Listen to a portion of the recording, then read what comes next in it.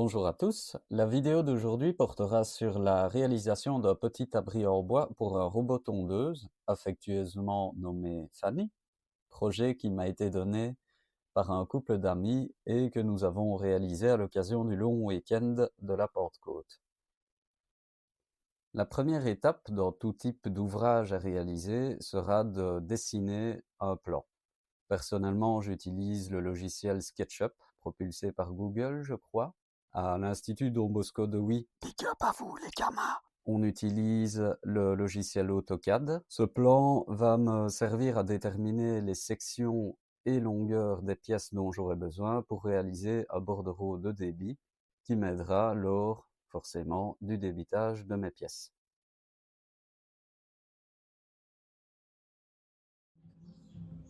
Sur base de ça, je peux réaliser à peu près ce qu'on veut en bois.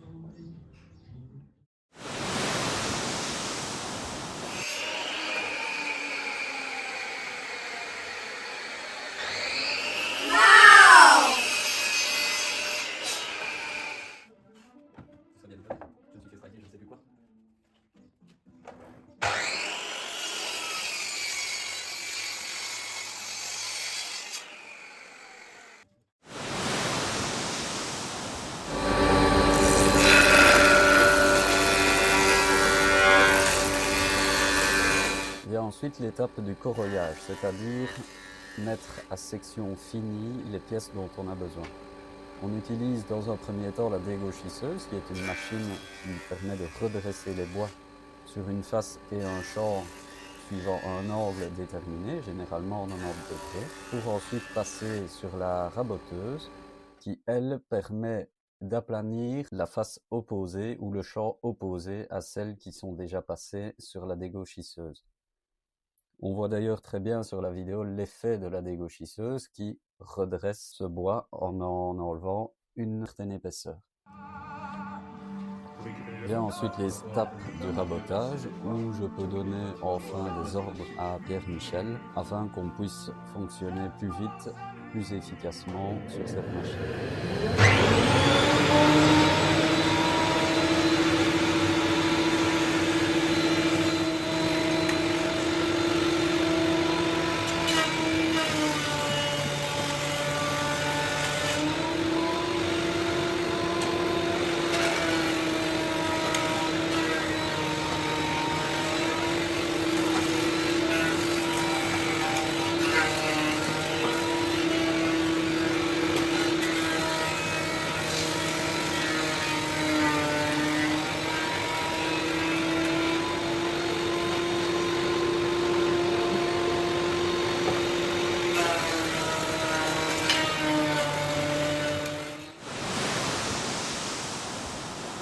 Vient ensuite l'étape du débitage à longueur finale de mes pièces, c'est-à-dire la coupe à dimension finie sur base de mon bordereau de débit.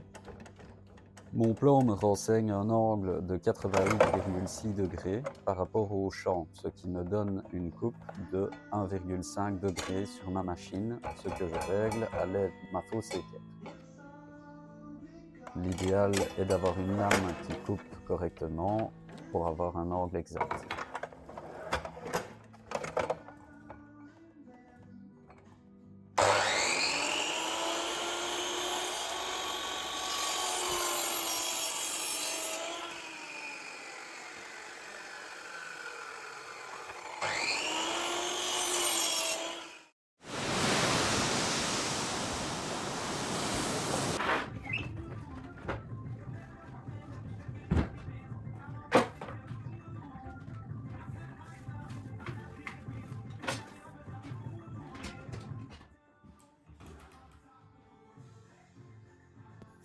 Lors de l'étape de l'assemblage, j'ai décidé d'utiliser ma fraiseuse Festool Domino afin d'être plus efficace lors du montage final des pièces. Cette fraiseuse permet, comme on le voit ici, d'utiliser 3 réglages d'alésage, c'est-à-dire d'aisance pour le faux tenon qui viendra dans les mortaises que la machine va créer,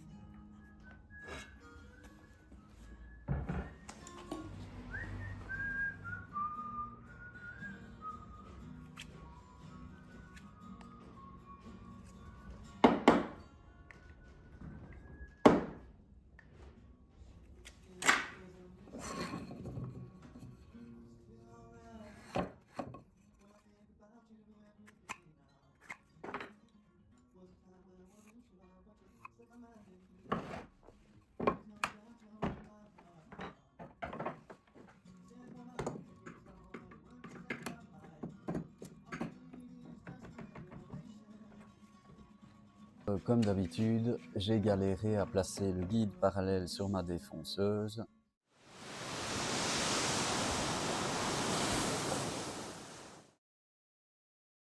Très important, après l'étape du collage, on vérifie toujours les diagonales qui doivent être identiques quand la pièce est sous presse.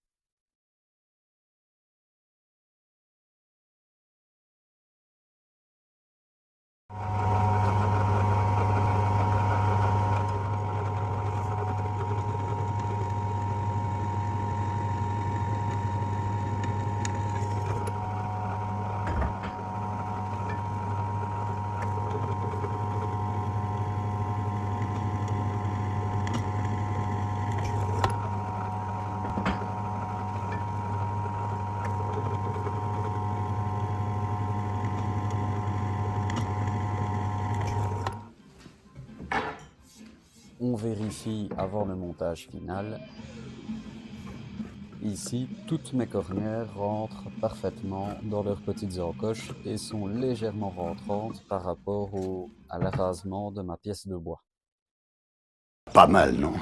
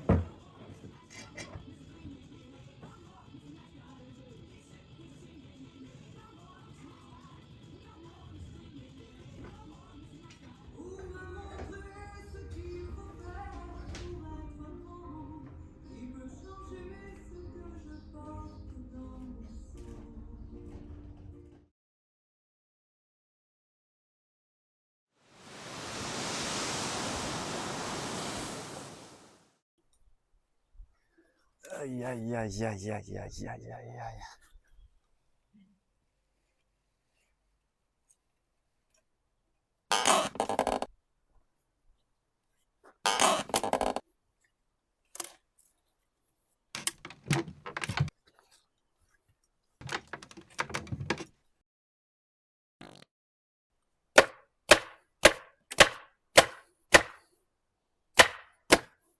Ouais, dégomme la végétation, hein.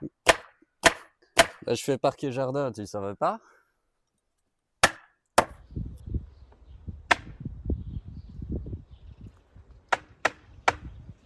Un réglage au poil de couille. Chut, chut, pense à la YouTube Money.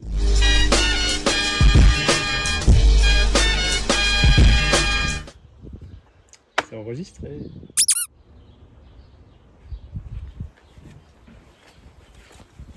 N'est-ce pas splendide? Donc je t'ai prévu des vis avec rondelle EPDM qui feront l'étanchéité.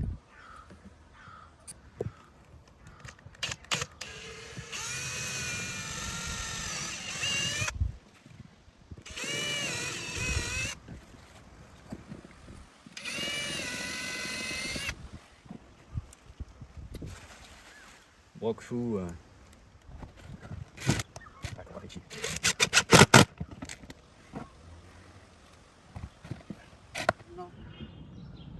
Tu peux te tourner parce qu'on voit que ça. Là, on ne voit que ça. Hein. C'est bien que j'aime bien montrer. Oh, ça va YouTube, mon nid.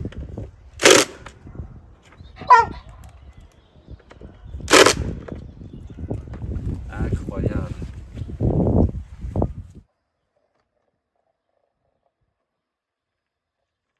Surprise, mother.